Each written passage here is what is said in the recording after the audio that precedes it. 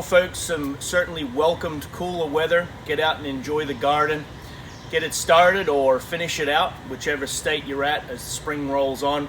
Still got plenty of herbs, plenty of vegetables to choose from, plenty of flowers, decorate your pots, get your patio finished out.